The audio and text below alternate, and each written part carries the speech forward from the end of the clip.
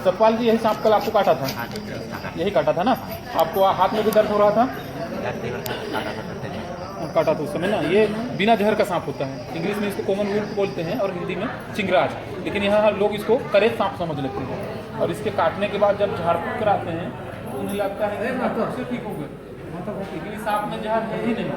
जिससे भी आपके हाथ में झिलझिलाहट हो रहा है वो आपको सोचने से हो रहा है। इस तरह का गलत नहीं होता है। हाँ, कोई भी सांप काटे इसलिए हमको हॉस्पिटल में हाथ जाना है। ठीक, आपके गांव में भी हम लोग समझा के आ गए हैं।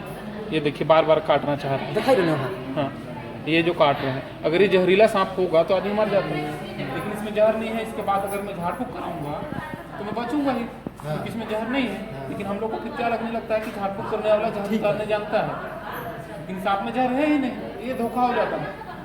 कल भी एक रसल वाइपर का काटा हुआ पेशेंट आया था, उसको रांची भेजना पड़ गया। वो झाड़ फूँक के चक्कर में सवेरे काटा था और वो रात हॉस्पिटल आया था, उसकी किडनी में समस्या होना शुरू हो गई। कोई भी सांप काटे झाड़ फूँक के चक्कर में नहीं पड़ना है, सीधा